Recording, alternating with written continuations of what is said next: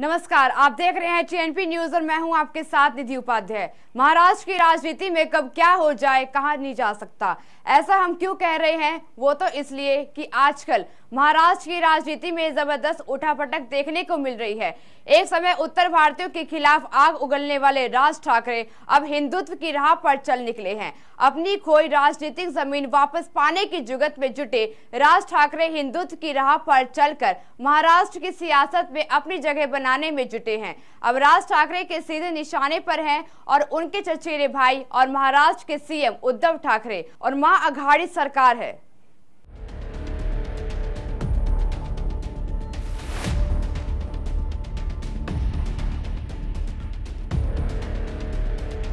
महाराष्ट्र की राजनीति में अब इन दिनों ठाकरे वर्सेस ठाकरे की जबरदस्त जंग देखने को मिल रही है। पिछले कुछ चुनावों में कोई खास कमाल नहीं दिखा पाने वाले राज ठाकरे अपनी राजनीतिक जमीन को दुरुस्त करने में जुटे हैं। राज ठाकरे अब अपने चाचा बाला साहेब ठाकरे की राह पर निकल पड़े हैं। राज ठाकरे अब हिंदुत्व की नई राजनीति को लेकर महाराष्ट्र में जनता के बीच जा रहे हैं। इसके लिए राज अपने चचेरे भाई और महाराष्ट्र के सीएम उद्धव ठाकरे को जमकर कोस रहे हैं। राज ठाकरे ने मस्जिदों में बजने वाले लाउड स्पीकर को लेकर चेतावनी दी है। राज ठाकरे ने कहा कि मस्जिदों के लाउड स्पीकर बंद किए जाने चाहिए। अगर जल्द ही ऐसा नहीं होता है तो वह तेज आवाज में हनुमान चालीसा बजवाएंगे। राज ठाकरे ने जैसे ही अजान वर्सेस हनुमान चालीसा का मुद्दा उठाया, वैसे ही राज शिवसेना और महाराष्ट्र सरकार के निशाने पर आ गए हैं। राज ठाकरे ने लाउड स्पीकर विवाद को पूरे महाराष्ट्र और देश की राजनीति में सुर्खियों में ला दिया है। जैसे ही राज ठाकरे ने इस मुद्दे को उठाया और महाराष्ट्र की अघाड़ी सरकार को घेरा, फिर क्या था, अघाड़ी सरकार कहां चुप रहने वाली थी। शिवसेना सांसद संजय राउत ने राज ठाकरे पर जबरदस्त हमला करते हुए खेल को दूसरी ही ओर मोड़ दिया। शिवसेना अपने आक्रामक अंदाज के लिए ही जानी जाती है।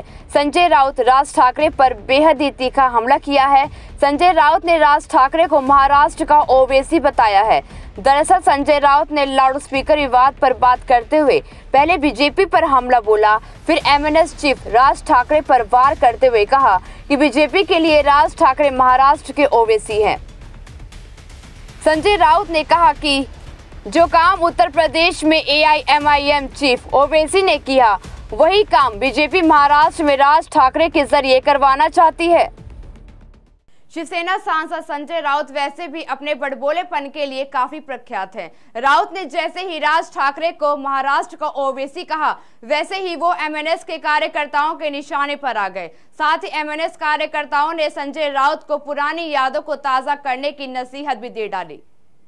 महाराष्ट्र में चल रही बेहद हाई प्रोफाइल जंग में MNS कार्यकर्ताओं ने सीधे संजय राउत को ही निशाने पर ले लिया। इतना ही नहीं, MNS कार्यकर्ताओं ने शिवसेना के सामना दफ्तर के बाहर जोरदार प्रदर्शन किया। MNS कार्यकर्ता इतने पर ही नहीं रुके। MNS कार्यकर्ताओं ने शिवसेना के अखबार सामना के ऑफिस के सामने राज ठाकरे की तस्वीर वाला एक बड़ा पोस्टर लगाया।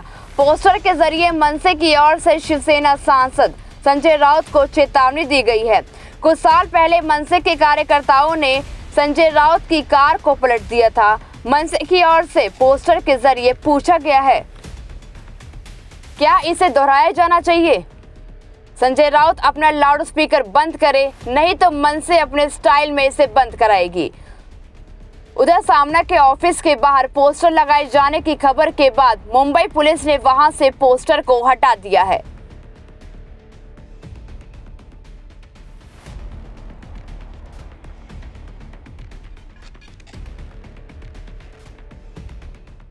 बहरहाल इन सारी खींचतान के बीच सवाल ये है कि आखिर मस्जिदों में लाउड स्पीकर के इस्तेमाल को लेकर समय समय पर विवाद क्यों होता रहता है। इस मुद्दे पर सुप्रीम कोर्ट के फैसले को क्यों नहीं माना जाता। राज ठाकरे का लाउड स्पीकर वाला दाव राजनीतिक है या धार्मिक। राजनीति का जिक्र इसलिए क्योंकि जल्दी BMC का चुनाव होने वाला है। सवाल ये भी है कि लाउड स्पीकर से जिन इलाकों में लोगों को परेशानी होती है, वहां इसका समाधान करने की कोशिश क्यों नहीं की जाती। सवाल ये भी है कि क्या लाउड स्पीकर को लेकर सिर्फ एक धर्म के लोगों को टारगेट किया जाता है, क्योंकि इसका इस्तेमाल तो दूसरे धर्म के लोग भी करते हैं। सवाल तो और कई भी हैं, लेकिन इनका जवाब देने वाला कोई नहीं।